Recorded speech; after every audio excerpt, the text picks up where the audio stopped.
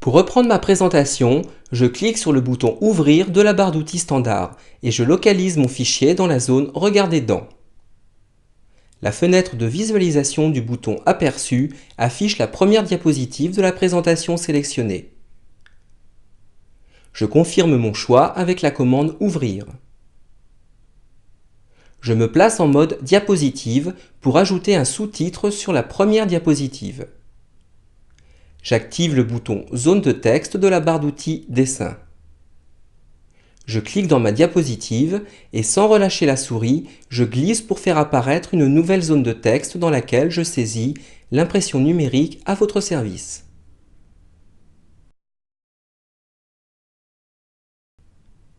La mise en page de la deuxième diapositive a déjà prévu une zone de sous-titres que je vais mettre à profit.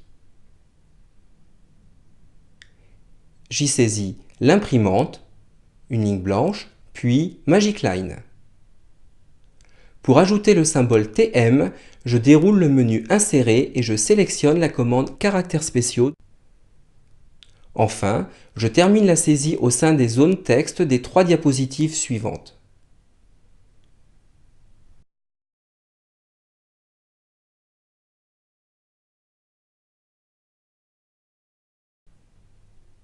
Le mode d'affichage plan me permet d'avoir une vue globale du contenu de ma présentation.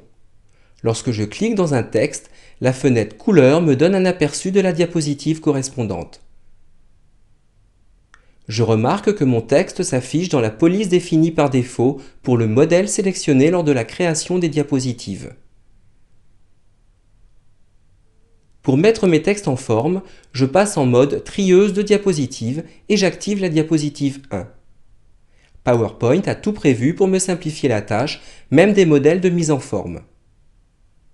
Pour les utiliser, je déroule le menu Format et je sélectionne Appliquer le modèle. Dans la liste proposée, je choisis le modèle boule de feu. Je valide en cliquant sur Appliquer. Ce modèle de mise en forme a été appliqué à toutes mes diapositives.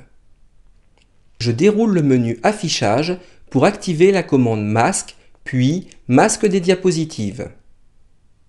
Chacune des zones qui apparaissent correspond aux différentes parties spécifiées lors de la mise en page. Masque de titre, masque de texte, etc. Lorsque je modifie le masque de titre, par exemple en attribuant au titre la police Garamond Core 40, tous les titres de mes diapositives seront automatiquement modifiés. Je passe en mode diapositive pour retravailler la première diapositive. Je sélectionne Print Expert. Je le passe encore 72. Je désélectionne le style italique et je mets ce titre en bleu.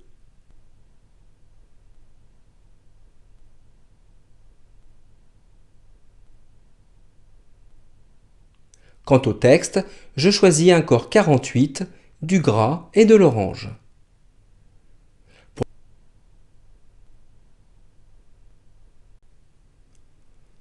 Sur la diapositive 3, je mets en avant le mot « tout » avec un style gras et du rose. Je vais maintenant régler les alignements du texte avec les boutons correspondants de la barre d'outils standard. J'affiche le masque des diapositives pour centrer la zone de titre. Nous en avons terminé avec le texte. Je vous retrouve tout à l'heure pour ajouter dessins, images et graphismes à notre présentation.